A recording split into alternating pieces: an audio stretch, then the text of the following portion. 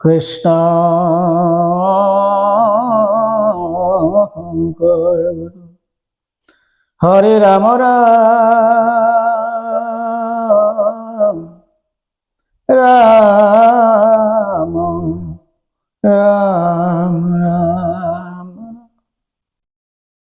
কৃষ্ণ।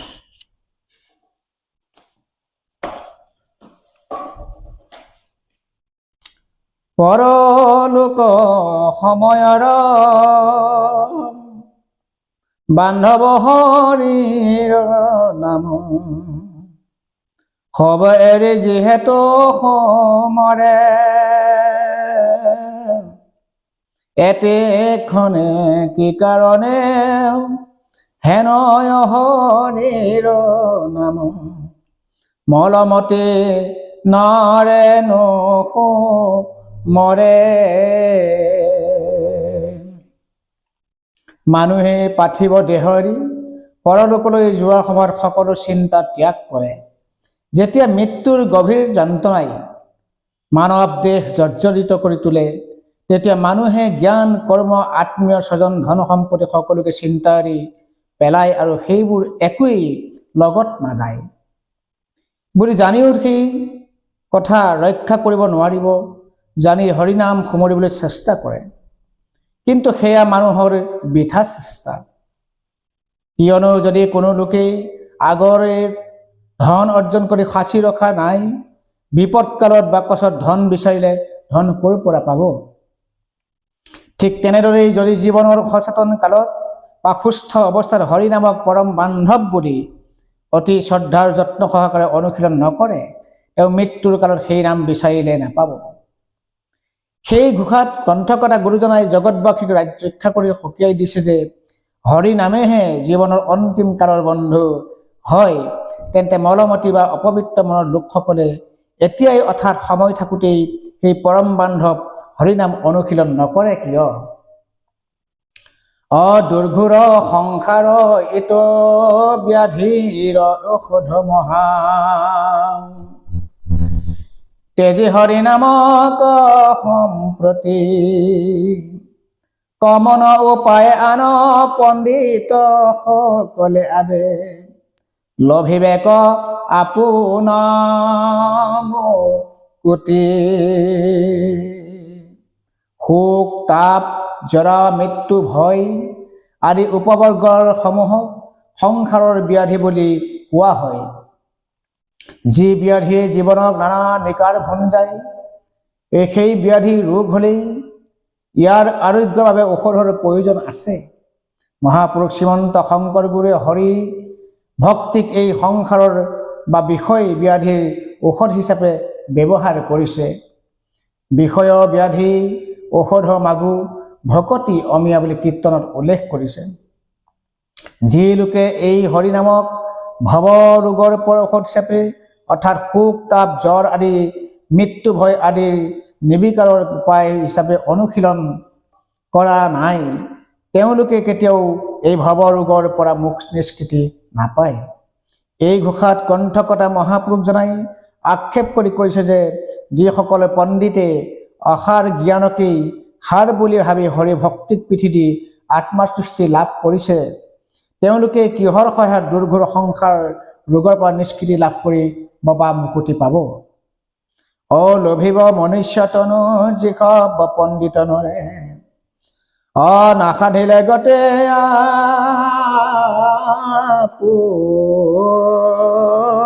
আপোনাৰ,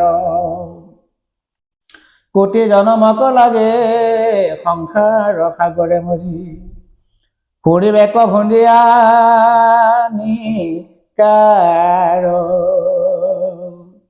জীৱশ্ৰেষ্ঠ মানুহৰ বাহিৰে আন কোনো প্ৰাণীয়েই জ্ঞান বিজ্ঞান চৰ্চা কৰি নাইবা হৰিভকতি অনুশীলন কৰি ভৱ সংসাৰৰ পৰা তৰিব নোৱাৰে। গাড়ীৰ চকাৰ চকৰিৰ দৰে জীৱই সংসাৰৰ চক্ৰত ঘূৰি ফুৰে। কেতিয়াবা দেৱলোকত, কেতিয়াবা মনুষ্যলোকত, কেতিয়াবা আৰু গৰু পক্ষী কীট পতংগ আদি যোনিত জন্ম লৈ সংসাৰৰ নিকাৰক ভোগ কৰি ফুৰে। কাম ক্ৰোধ লোভ মোহ আদি ৰিপুবিলাকৰ মোহত পৰি জীৱই নানা অপকৰ্মত লিপ্ত হয়, যাৰ ফলত জীৱই কৰ্মফল অনুযায়ী নানা যোনি পৰিভ্ৰমণ কৰে। মহাপুৰুষ গুৰুজনাই জীৱৰ বিভিন্ন যোনি পৰিভ্ৰমণ এনেদৰে দেখুৱাইছে। অ দেৱ মনুষ্যত পশু পতংগত জগত মধ্যাত স্বামী সদ্যয় ভুৱনে হেন স্থান নাই জৈকনত যা ও আমি। আর কত নরকত থাকো কদাচিত কত স্বর্গ গতি মনুষ্য লোকত থাকো কত বেলা পশুর গতি। এরাম সংসার চক্রত চিরকালে ভ্রম তোমাত নবৈল বুধ একোৱে প্ৰকাৰে সুখ শান্তি নাই নিজে নে লোকাম ক্ৰোধ। জীৱই এইবোৰ নিজৰ কৰ্মফল ভোগ কৰি বিভিন্ন যোনি ভূমি ফুৰে। এই সকলো দুখ কষ্ট সামৰণি পেলাই সংসাৰ সাগৰ পাৰ হৈ আনন্দময় ধামলৈ যাব পৰা জীৱৰ একমাত্ৰ সাকু এই মনুষ্য শৰীৰৰ শৰীৰ। এনে দুৰ্লভ মনুষ্য শৰীৰ পায়ো যিসকল পণ্ডিতে হৰি ভকতিক আশ্ৰয় কৰি ভৱ সংসাৰৰ পৰা যত্ন নকৰিলে, ভৱ সংসাৰ কৰি যোৱা যত্ন নকৰিলে, সেইসকল আত্মগৰ্ভী পণ্ডিতক লক্ষ্য কৰি এই ঘোষাত আক্ষেপ কৰি কৈছে যে তেনে পণ্ডিতসকলে যুগে যুগে সংসাৰ নিকাৰ ভঞ্জি কোটি কোটি জন্ম এই সংসাৰতে ভ্ৰমি থাকিব লাগিব। অলাম গোবিন্দক নবাধিয়া কোন কালে কদাচিত সুখী হুয়া আছে কোন জন হেন শিক্ষা মনে ধৰে দাউকে বোলয় সদা কোবা কোবা কোবাই কব সন। পৰম পুৰুষ শ্ৰী গোবিন্দই সৰ্বসুখৰ আধাৰ। ঈশ্বৰক আৰাধনা নকৰিলে বা ভক্তি নকৰিলে কোনো লোকেই কেতিয়াও প্ৰকৃত সুখ পাব নোৱাৰে। ক্ষণভংগুৰ মনুষ্য দেহ উপভোগ কৰা ইন্দ্ৰিয়সমূহ উপভোগ কৰা সুখ বিনাশী। ক্ষন্তেকতে এই সুখসমূহ চৰম সুখলৈ ৰূপান্তৰিত হয়। কালে নিমিষতে ভাৰ্যাপুত্ৰ ধনজনৰ পৰা পোৱা আনন্দ বা সুখ ছাই কৰি পেলায়। ভাৰ্যাপুত্ৰ ধনজন তিলেকৰে ছন্ন, কিন্তু একমাত্ৰ পৰমেশ্বৰক ভক্তি কৰিলেই তেওঁ কৃপাত জীৱৰ প্ৰকৃত আত্মজ্ঞানৰ উপলব্ধি হয় আৰু আনন্দময় সুখৰ অধিকাৰী হয়। কত মহাবল মহাধনী মানি বীৰ বীৰংগনাই এই সংসাৰত অনিত্যময় সুখকেই প্ৰকৃত সুখ বুলি সংসাৰত কোলাহল লগাই আছিল, কিন্তু কালে সকলোবোৰ বিনাশ কৰিলে। আনহাতে যিসকল লোকে সাংসাৰিক সুখতে আবদ্ধ নাথাকি প্ৰকৃত আত্মানন্দ সুখ পাবৰ কাৰণে হৰিভক্তি সাধনাত ৰত হৈছিল, সেই সকলৰ নাম পৃথিৱীত আজিও উজ্জ্বল নক্ষত্ৰৰ দৰে জিলিকি আছে। তেওঁলোকৰ আত্মাই নিশ্চয় আনন্দৰ সাগৰত ডুবি থাকি হৰিভক্তিৰত হৈ আছে। ধ্ৰুৱ, বলি, পলাত, অম্বৰীশ, ইক্ষ্বাকু, নহুষ, যযাতি আদি ৰজাগণে ইয়াৰ জ্বলন্ত প্ৰমাণ। কিন্তু তেনেকুৱা বা তেওঁলোকৰকৈ অনেক গুণে সমৃদ্ধিশালী কত ৰজা মহাৰজা বীৰ বীৰংগনাই অনিত্যময় সংসাৰৰ সুখত মজি থাকোঁতেও বিনাশী কালে সকলোখিনি লৈ গ'ল। এতেকে কোনো কালেই কেতিয়াও কোনো লোকে গোবিন্দক আৰাধনা নকৰাকৈ প্ৰকৃত সুখৰ অধিকাৰী হ'ব নোৱাৰে। যিসকল লোকে এই তত্ত্ব নাজানি সংসাৰৰ আন বিনাশী কৰ্মৰ সুখ বিচাৰি বিচাৰি ঘূৰি ফুৰে, মতলীয়া হৈ ফুৰে, সেইসকলক লক্ষ্য কৰি কৈছে যে মানুহৰ এই ভ্ৰান্ত ধাৰণা অৰ্থাৎ হৰিক চিন্তা নকৰাকৈ যিসকলোকে সাংসাৰিক কৰ্মৰ জৰিয়তে সুখ পাবলৈ বাঞ্ছা কৰে, সেইসকলক উপহাস্য কৰি ডাউক চৰাই যেন কৈছে, হে নৰগণ, কোবা কোবা এনে কোনো উদাহৰণ আছেনে যে গোবিন্দক আৰাধনা নকৰাকৈ কোনোবা কালত কোনো যোনে প্ৰকৃত সুখ লাভ কৰিব পাৰে। শংকৰে সেই শুদ্ধ মত ঈশ্বৰ ভকতি তত্ত্ব প্ৰচাৰিলা শাস্ত্ৰসাৰ জানি, তাহাংক নাজানি মোহে যে বেকাৰ অৰ্থ ফুৰে আপোনাৰ মহত বখানে। শ্ৰীমন্ত শংকৰে সকলো শাস্ত্ৰসাৰ উদ্ধাৰ কৰি ঈশ্বৰ ভক্তিৰ তত্ত্বসমূহ শুদ্ধ মতবাদ ৰূপে প্ৰচাৰ কৰিলে। সেই তত্ত্ব নাজানি মূৰ্খ লোকে জীৱিকা অৰ্জনৰ আশাৰে নিজৰ মহত্বসমূহ বখানি ফুৰে। আগৰ 33 সংখ্যক ঘোষাত শ্ৰীমন্ত শংকৰদেৱৰ মতবাদৰ সম্পৰ্কে আলোচনা কৰা হৈছে। তেৰাৰ বেদ পুৰাণ গীতা ভাগৱত আদি শাস্ত্ৰ মন্থন কৰি এক যুগমীয়া কালজয়ী শুদ্ধ মতবাদ প্ৰতিষ্ঠা কৰি ঈশ্বৰ ভক্তিৰ তত্ত্বসমূহ প্ৰচাৰ কৰি থৈ গৈছে। এই তত্ত্ব নুবুজাৰ বাবে নিজকে তত্ত্বৰসী পণ্ডিত বুলি জাহিৰ কৰে। সেই লোকসকলৰ একমাত্ৰ লক্ষ্য নানা পুষ্পিত বাক্যৰ দ্বাৰা মানুহৰ মন আকৰ্ষণ কৰি জীৱিকা অৰ্জন কৰা। মহাপুৰুষ শ্ৰীমন্ত শংকৰ গুৰুৱে নিজ মুখেই কৃষ্ণ তত্ত্ব প্ৰচাৰ কৰি থৈ যোৱা কাল ঘোষাতকৈ তেৰাৰ বৈকুণ্ঠ পয়নৰ পাছত অৰ্থাৎ গ্ৰন্থকতা মহাপুৰুষ মাধৱদেৱৰ ওপৰত ধৰ্মাচাৰ্য দায়িত্ব দি যোৱা কালছোৱাত ভালেমান লোকে সমাজত আত্মপ্ৰকাশ কৰিছিল। সমাজত অযোগ্য লোকেও পাণ্ডিত্যৰ অভিনয় কৰা এনে দৃশ্য দেখি গ্ৰন্থকৰ্তা গুৰুজনাই আক্ষেপ কৰি এই ঘোষা লিখিছে। অৰাম শংকৰে সংশয় চেনে শাস্ত্ৰৰ তত্ত্বক ভেদি, প্ৰচাৰিলা কৃষ্ণৰ ভকতি, তাংক এৰি কি কাৰণে আনক বলয় গুৰু, কিনো লোক মহামতি।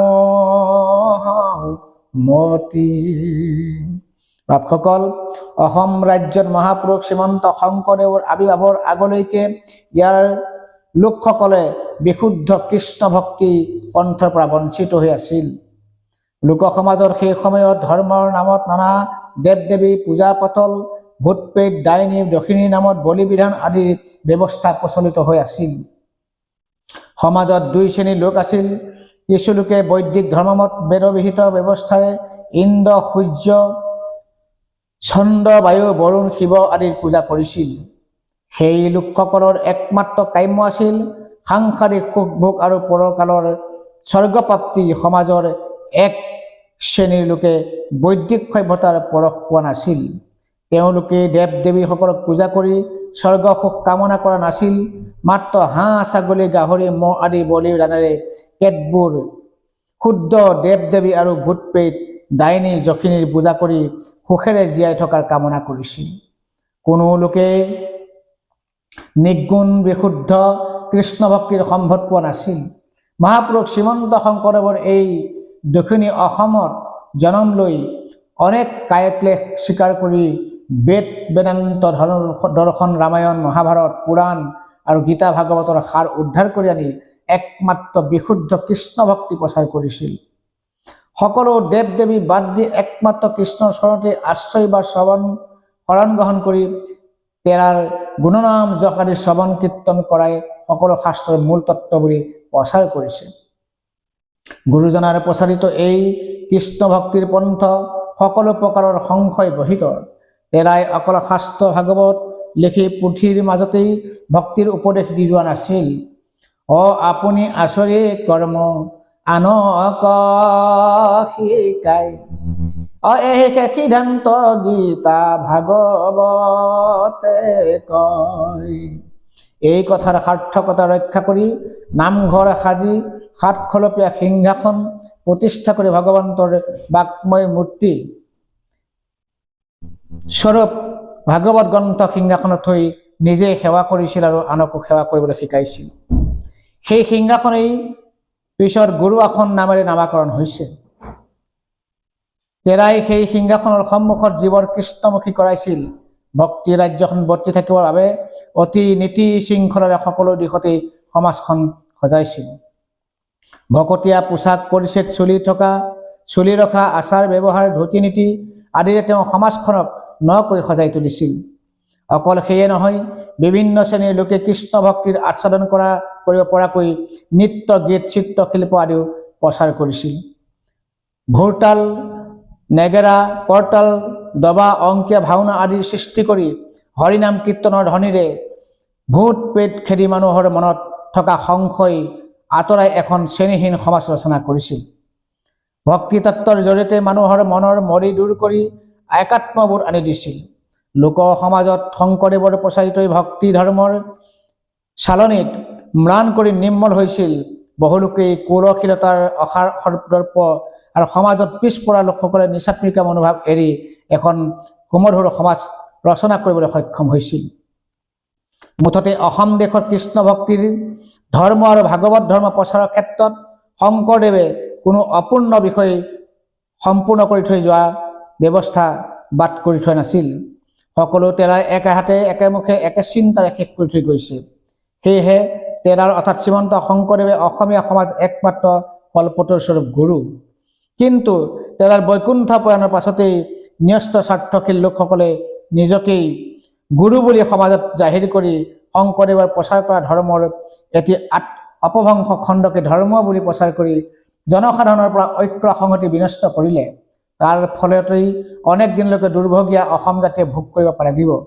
সেয়েহে খেদ কৰি মহাপুৰুষ মাধৱদেৱে এই ঘোষাত এনে ন্যস্ত স্বাৰ্থশীল ব্যক্তিৰ সম্পৰ্কত মহামতে বুলি আক্ষেপ কৰিছে। নাজানে শাস্ত্ৰৰ নৈ যেহি আশে তাকে কয়, চেদিবাক নপাৰে সংশয়, গুৰু বলাই তথাপিতো ফুৰয় লোকৰ মাজে, মান্য শত কাৰ খোজি লয়। যি লোকে শাস্ত্ৰৰ নীতি নাজানে তেওঁলোকেই শিষ্যৰ কোনো সংশয় ছেদ কৰিব নোৱাৰে। নিজৰ অভিৰুচি অনুযায়ী মুখত যি আহে তাকেই কয়। তথাপিতো তেনে লোকেই গুৰু বোলাই লোক সমাজৰ পৰা মান সন্মান শতকা আদি খুজি লোৱা দেখা পোৱা যায়। এই ঘোষাৰ সম্পৰ্কত ৰক্ষা প্ৰকৃততে শুদ্ধ ধৰ্মমত প্ৰতিষ্ঠা কৰা, ব্যাখ্যা কৰা, জীৱৰ মনৰ সংশয় ছেদ কৰা, শুদ্ধ পথৰ নিৰ্দেশ দিব পৰা জনেই হৈছে প্ৰকৃত গুৰু। এইজনেই নিজৰ ঈশ্বৰ বা ঈশ্বৰৰ অংশও হ'ব লাগিব। কৃষ্ণৰ চিহ্নতাজন কৃষ্ণৰে অংশ। আৰু একাদশ স্কন্ধ ভাগৱতত মহাভক্ত উদ্ধৱৰ আগত কৃষ্ণদেৱে এইদৰে কৈছে, মহুক চিনাৱে যিটো গৰকে পাময়, সেহিকে পৰম বন্ধু জানিবা নিশ্চয়। দশম স্কন্ধ ভাগৱততো দামোদৰ বিপ্ৰ উপাখ্যানত কৃষ্ণদেৱে আকৌ কৈছে, ৰাম গুৰু মুখে মই দেখাও পদেশ, সংসাৰ সাগৰে তৰে নাহি কেশু ক্লেশ। এই উপাখ্যানৰ উপদেশ অংশত অনুবাদকৰ্তা মহাবিপ্ৰ অনন্ত কণ্ডলীয়ে এই কথা উল্লেখ কৰিছে। কৃষ্ণৰ মাহাত্মা যে তো কহে নিৰন্তৰ, গুৰু ৰূপে কৃষ্ণকে জানিবা লোকৰ। বাসুদেৱ অংশ আছে যাৰ শৰীৰত, সিহে প্ৰকাশ ঈশ্বৰ গুণ যত। সূৰ্যৰেখে তেজ চক্ষু দেখয় সূৰ্যক, সেই মতে কৃষ্ণ তেজে জ্বলাৱে কৃষ্ণক। ভক্তি ৰত্নাকৰ গ্ৰন্থত গুৰুপদৰ যোগ্যতা সম্পৰ্কে এনেদৰে পুনৰ বৰ্ণনা কৰিছে। বেদৰ ৰহস্য তত্ৰ সকলো জানন্ত, কৃষ্ণৰ ভকতি বলে সাক্ষাৎ কৰন্ত। এহিকে উত্তম গুৰু কহিল সম্প্ৰতি, ইহাৰেকে উপদেশে শুদ্ধ হোৱে মতি। কিন্তু যিজন মাত্ৰ শাস্ত্ৰতে পণ্ডিত, কৃষ্ণৰ একান্ত ভকত নহয়, তেওঁ উপদেশৰ দ্বাৰা জীৱৰ কোনো কল্যাণ নহয়। নাইবা কোনোজন কৃষ্ণৰ শুদ্ধ ভকত হয় কিন্তু শাস্ত্ৰৰ তত্ত্ব নাজানে, তেওঁ শিষ্যৰ সংশয় ছেদ কৰি উত্তম গুৰুস্থান পাব পাৰে। পদত এইদৰে কৈছে, শাস্ত্ৰক জানয় মাত্ৰ নহিকে ভকত, তাৰ উপদেশে বোধ নোপজে লোকত। আরাম যদি বা ভকত হয়ে শাস্ত না যা নয় নপারে খণ্ডিতে তেবে শিষ্যৰ সংশয় এতেকে উত্তম গুৰু আশ্ৰয় কৰিবা কৃষ্ণত ভকতি কৰে সংসাৰ তৰিবা। শ্ৰীমদ ভাগৱতত ঋষভদেৱে ভৰত প্ৰমুখ্যে পুত্ৰসকলক গুৰুতত্বৰ উপদেশ দি এইদৰে কৈছিল, অভৰত প্ৰমুখ্যে কৰে শুনা পুত্ৰ গণ অকহত মাহাত্ময় স্বৰূপ বচন মৃত্যুৰ মুখত পৰে আছে যিটো নৰ ভকতিৰ উপদেশে দিয়া মাধৱৰ নপাৰে মেলাইবে ঘূৰ সংসাৰ সংকটে গুৰু আদি একোটাতও সম্বন্ধ নঘটে আৰাম কেন মতে গুৰু সেইটো সুহিদ কি খৰা অকেন মতে পিতৃ মাতৃ ভৈলা সেইটো নৰ এই ৰাম ৰক্ষা কৰ্তা অধিকাৰী ভৈলা কেন কৰি কৃষকল পূজা দেৱনাম ধৰি এইবোৰ কাৰণ লক্ষ্য কৰিয়েই গ্ৰন্থকৰ্তাই জনায়